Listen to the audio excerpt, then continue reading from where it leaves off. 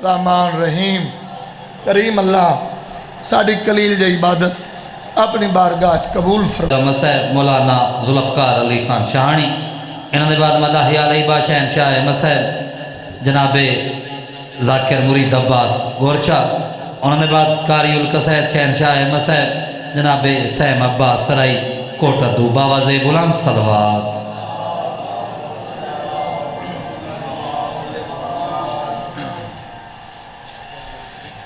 नारे तकबीर, नारे रिसालत, नारे हैदरी, बुलंदतर सलावत।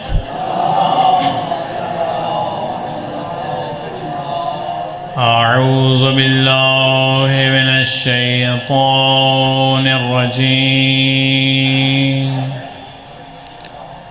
बिस्मिल्लाहिर रहमानिर रहीम। अल्हम्दुलिल्लाहि रब्बिल आलमीन, अल्हम्दुलिल्लाहि कमा हुवा अहलु, वस्सलातु वस्सलामु अला बिल क़ासिमिल मुस्तफ़ा मुहम्मद व अला आलिहि तय्यबीन अत्ताहिरीन अल-मासूमीन अल-मुंतजबीन, सियमा बक़ियतिल्लाहि फ़िल अर्ज़ीन, व लअनतुल्लाहि अला अअदाइहिम अजमईन मिनल आन इला यौमिद्दीन। अम्मा बअदु फ़क़द क़ाल अल्लाहुल करीम फ़ी किताबिहिल हकीम। बिस्मिल्लाहिर रहमानिर रहीम। क़ुल ला अस्अलुकुम अलैहि अजरा इल्लल मवद्दता फ़िल क़ुरबा। सलावत।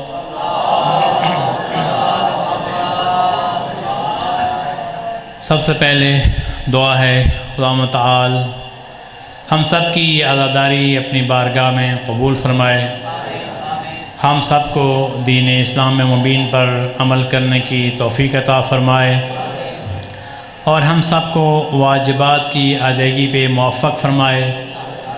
जो भी मरीज़ मुमीन मुमिनात अपने घरों में मरीज़ हैं सबको बिहक़ इमाम सज्जाद शिफ़ाए कामिला आजिला अता फ़रमाए और हमारे इमाम ज़माना का जल्द ज़हूर फ़रमाए। इन तमाम दुआओं की कबूलियत के लिए बुलंदतर सलावत।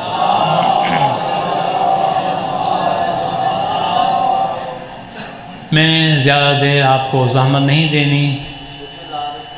मैंने जिस कुरान मजीद की आयत की तिलावत करने का शर्फ़ हासिल किया है जिसमें खुदा इरशाद फरमा रहा है, ऐ पैगंबर कह दो कि मैं तुमसे अजर का मुतालबा नहीं करता मगर ये कि अगर तुम वाक़यान मुझे अजर देना चाहते हो तो मेरे अक़रबा से मोहब्बत करो। अब अगर इस आयत के ज़िमन में हम तारीख़ में देखें, इससे पहले बहुत सारे अम्बिया गुज़रे हैं। पैगंबर अकरम सल्लल्लाहु अलैहि वसल्लम से पहले जितने भी अम्बिया गुज़रे हैं किसी नबी ने भी अजर का तकाज़ा नहीं किया। अब देखें कुरान मजीद की आयत का मुताला करें। कुरान मजीद क्या फरमाता है कि हज़रत शुआइब को देख लें, हज़रत इब्राहीम को देख लें, कहते हैं इन अजरिया इल्ला अला रब्बिल आलमीन। ऐ लोगो तुम हमारे अजर सलत नहीं दे सकते, हमारा अजर फ़कत खुदावंद मुतआल पर है, रब्बुल आलमीन पर है। बस देखा जाए ये सबसे मोअतबर नबी, सबसे बुज़ुर्ग नबी, तमाम अम्बिया के सरदार नबी ये क्यों कह रहे हैं? कभी सोचा आप लोगों ने इस तरफ तवज्जो की है? किसी नबी ने अजर नहीं मांगा और ये नबी अजर मांग रहे हैं। इसका पस मंज़र देखें। लोग आते हैं पैगंबर के पास, या रसूल अल्लाह आपने बहुत ज़हमात किए हैं हमारे लिए, हमें सब कुछ सिखाया है, हम जाहिल थे, हम नादान थे, آپ نے اتنی تکلیفیں برداشت کی ہیں، ہمیں دین سکھانے کے لیے ہم آپ کو کچھ دینا چاہتے ہیں۔ آپ یہ بھی جانتے ہیں پیغمبر کوئی گفتگو بھی نہیں کرتے مگر جو اللہ کا حکم ہوتا ہے۔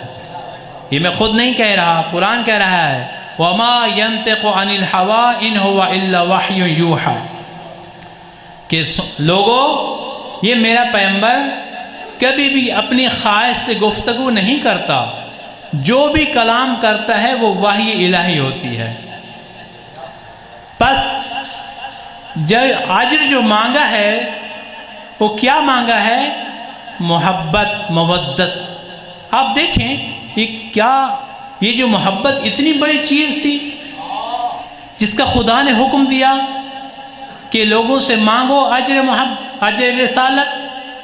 ہاں، بہت اہم چیز ہے اگر توجہ کریں۔ کیسے؟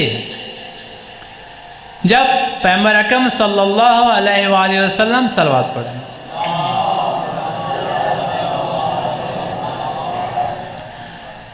قرآن مجید کہتا ہے سبحان الذی اسری بعبدہ، کیا کہتا ہے قرآن؟ کہ پاک ہے وہ ذات جس نے پیغمبر کو مسجد اقصیٰ سے معراج کی طرف بلایا۔ اب جب معراج پر جاتے ہیں، کیوں جاتے ہیں؟ سب چیزیں جبرائیل لا رہا ہے، جو بھی کام ہوتا ہے رسالت کا جبرائیل لے کر آتا ہے، لیکن ایک کام کے لیے خدا نے بلا لیا ہے پیغمبر کو۔ کوئی اہم کام تھا جس کی خاطر خدا نے پیغمبر کو بلا لیا ہے۔ جبرائیل کہہ سکتے خدایا جو بھی دین کا کام تھا میں پہنچاتا تھا پیغمبر تک، آج کون سا کام ہے جو پیغمبر کو بلایا جا رہا ہے؟ پھر صرف یہ نہیں، پھر قرآن کیا کہتا ہے؟ جب جبرائیل لے کر گئے معراج کی طرف پیغمبر کو، قرآن کہتا ہے قاب قوسین او ادنیٰ، کس مقام پر لے گئے پیغمبر کو؟ کہا فقط 2 کمان کا فاصلہ تھا۔ اس وقت جبرائیل نے کہا اس سے اوپر میں نہیں جا سکتا۔ کہا اگر میں اس سے اوپر جاؤں گا میرے بالوں پر جل جائیں گے۔ اب پھر قرآن کی طرف آتے ہیں، قرآن کہتا ہے ما اوحا، قرآن کہتا ہے جو وحی کی ہے خدا متعال نے، ما اوحا، جو وحی کی گئی ہے، بتایا نہیں ہے وہ کون سی وحی تھی جو خدا نے پیغمبر کی طرف کی ہے، اور اس وقت جبرائیل بھی نہیں سن سکتے، نہیں آ سکتے۔ اب اسی آیت میں ما اوحا، جو کچھ وحی کی ہے۔ اب آ جائیں، اجر رسالت کی بات ہو رہی ہے نا کہ کیوں مانگا ہے؟ پہلی بات یہ ہے کہ اجر رسالت جو پیغمبر نے مانگا ہے وہ آپ ہی کے لیے کیا ہے۔ جتنے انبیاء آئے ہیں وہ مقدمہ تھے پیغمبر اسلام کی دین کے لیے، دین اسلام کے لیے۔ یہ جو کہا جاتا ہے ادیان الہی، نہیں، یہ درست نہیں ہے۔ دین فقط ایک ہے۔ وہ کیسے؟ یہی کہ قرآن کہتا ہے ان الدین عند اللہ الاسلام، دین ہے اسلام۔ پھر پہلے پیغمبر کیا کرتے رہے؟ 1,24,000 جو پیغمبر آئے تھے، کہا یہ تمام انبیاء مقدمہ بناتے رہے اس پیغمبر کی نبوت کی خاطر۔ جتنے نبی بھی آئے اپنے حصے کا کام کیا، جناب آدم آئے اپنے حصے کا کام کیا، مگر اصل ہدف پیغمبر تھے۔ حضرت ابراہیم آئے اپنے حصے کا کام کیا، مگر اصل ہدف پیغمبر تھے۔ کیسے؟ جس نبی سے پوچھا گیا کہ ہمارے بعد ایک نبی آنے والا ہے جو دین کو کامل کرے گا۔ بس ہر نبی آتا رہا، اپنے حصے کا کام کرتا رہا اور بولتا رہا کہ میرے بعد ایک نبی آئے گا جس کا نام احمد ہوگا۔ صلوات پڑھیں محمد۔ ایسے سمجھ لیں ایک بلڈنگ تعمیر ہو رہی ہے، ہر نبی اپنے حصے کا کام کرتا جا رہا ہے۔ جب پوچھتے ہیں اس تعمیر کرنے والے سے کہ اس کا مالک کون ہے، کہا مجھے نہیں پتا، میرے بعد آنے والا ہے۔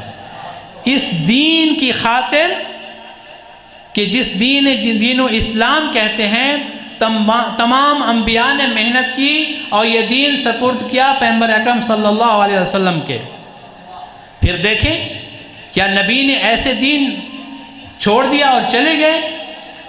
پھر آ جائیں، جب پیغمبر کو کہا گیا کہ آپ بتائیں یہ کس لیے کام کر رہے ہیں اور کس سپرد کر کے جا رہے ہیں. پھر آ جائیں غدیر کے میدان میں. کہا آخری حج، آخری عمر کا آخری حج میں بتاؤں گا کہ یہ کام کس کے لیے کیا جا رہا ہے. جب اولو العزم نبی، انبیاء کا سردار نبی اس دنیا سے جا رہا ہے، کس کے سپورٹ کر کے جا رہا ہے؟ اس وقت پتہ چلا جب پیغمبر نے آخری خطبہ دیا غدیر کے میدان میں اور کہا کہ اللہ میرا مولا ہے، اللہ مولائی وَأَنَا مَوْلَ كُلِّ مُؤْمِنٍ وَمُؤْمِنَةٍ، اور میں ہر ایک کا مولا ہوں، پس جس کا میں مولا ہوں علی اس کا مولا ہے. اس وقت جو کہا تھا من کنت مولا فہذا علی مولا، غدیر خم کے میدان میں. اب یہ ہمیں کیسے پتہ چلا؟ ہم اس پر ہیں ما اوحا، جو کچھ خدا نے بیان کر دیا، جو کچھ وحی کر دی، وہ وحی کیا تھی؟ وہاں پر جو خدا متعال نے معراج پر ایک سیب پیش کیا پیغمبر کو، وہ سیب پیش کیا کہ یہ سیب تناول فرمائیں، اس سیب کے ذریعے نور فاطمہ آپ کے رحم منتقل ہوگا. صلوات محمد و محمد. خدا کے لیے کوئی یہ مشکل کام نہیں تھا، یہ ہمارے لیے مثالیں پیش کی ہیں. خدا نور فاطمہ کو منتقل کر سکتا تھا، سیب کے بغیر بھی کر سکتا تھا. اب یہ ہمیں کہاں پتہ چلتا ہے؟ جب قرآن مجید کی یہ آیت نازل ہوتی ہے میدان غدیر میں، یا ایھا الرسول بلغ ما انزل من ربک، اے پیغمبر بیان کر دے وہ چیز جو تیرے رب کی طرف سے پیغام ہے. وہاں تھا ما اوحا، جو کچھ وحی کی گئی کسی کو پتہ نہیں. ادھر کیا ہے؟ ما انزلا، جو نازل کیا گیا تھا. یعنی اس رات، معراج کی رات، جو خدا نے تیری طرف وحی کی تھی، جو بتایا تھا، آج اس کو بیان کر دے. پس ما اوحا بعبدہ ما اوحا، قرآن کی آیت کیا ہے؟ اللہ تعالی نے وحی کی اپنے بندے کی طرف جو وحی کی.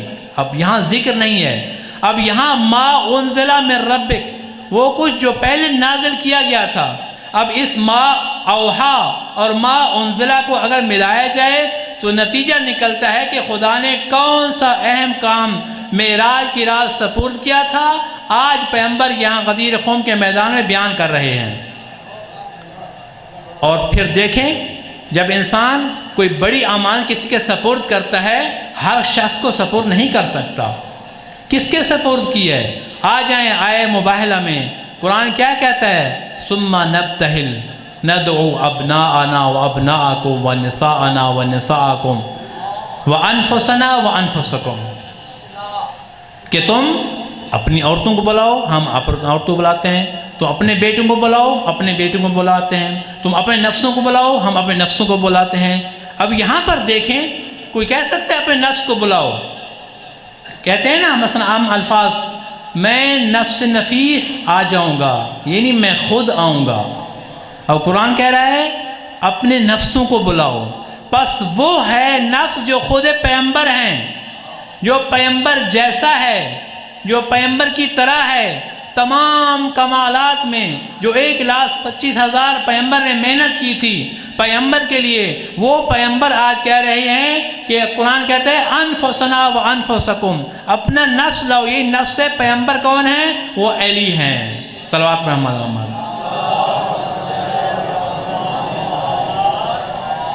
پس اس محنت کے لیے جو آخری اعلان کیا تھا وہ یہی غدیر میں اعلان کیا تھا کہ نفس پیغمبر کون ہیں؟ علی ہیں. کاش کہ آج مسلمان اس کو مان لیتے. اور اس آیت مودت میں، آیت جو ہے قربہ میں، تمام راویوں کا اتفاق ہے کہ اس میں اس سے مراد جناب علی، جناب فاطمہ، جناب حسن و حسین مراد ہیں. کسی کو کوئی اختلاف نہیں ہے. ہاں کچھ کہتے ہیں، بعض کہتے ہیں فلاں مراد ہے، بعض کہتے ہیں امہات مراد ہیں، بعض کہتے ہیں اصحاب مراد ہیں. یعنی بعض سے مراد ہے کہ یہ قول ضعیف ہے. جس پر یقین ہے، جس میں سب کہتے ہیں، وہ یہی ہے کہ اس سے اہل بیت مراد ہیں. بس میں زیادہ ٹائم نہ لوں. بس جس کی خاطر پیغمبر نے کہا تھا کہ اجر رسالت میرے اقربا سے محبت ہے۔ جب پیغمبر نے اتنی زحمات کی ہیں، دنیا کو جہالت سے نکالا ہے، دین سکھایا ہے، اس کے مرنے کے بعد لوگوں نے اجر کیا دیا ہے۔ لوگ آتے ہیں نا اجر دینے کے لیے، کیسے آتے ہیں؟ پیغمبر کے بعد تسلی دینے کے لیے آتے ہیں نا، کہ ان کا گھر کا بزرگ چلا گیا ہے، جائیں تسلی دے کر آئیں، تسلیت عرض کریں۔ لوگ آئے تو ہیں مگر ہاتھ میں لکڑیاں اور آگ لے کر آئے ہیں۔ کیسا اجر دیا ہے جناب زہرا کے بابا کو؟ لوگ آئے ہیں لکڑیاں لے کر، آگ لے کر، کہتے ہیں یا اہل بیت النبوہ، علی کو باہر بھیجو۔ جناب زہرا نے کہا اس گھر میں حسن و حسین رہتے ہیں، اس میں تمہارے نبی کی بیٹی رہتی ہے۔ کہا ہمیں کوئی پرواہ نہیں ہے، اگر علی کو باہر نہیں بھیجا ہم دروازے کو آگ لگا دیں گے۔ اے مومنو سنو گے؟ پھر کیا ہوا؟ جناب زہرا نے کہا اے لوگوں اندر نہ آنا، اندر زہرا رہتی ہے۔ مگر مسلمانوں نے ایک نہ سنی، دروازے کو آگ لگا دی۔ صرف آگ نہیں لگائی، جلتے ہوئے دروازے کو دھکا مارا، پیچھے جناب زہرا موجود تھی۔ زہرا پر یہ جلتا ہوا دروازہ گرتا ہے، زہرا دیوار اور دروازے کے درمیان کہتی ہے یا فضا عینونی، اے فضا میری مدد کے پہنچو، میرا محسن شہید ہو گیا ہے۔ اللہ اللہ۔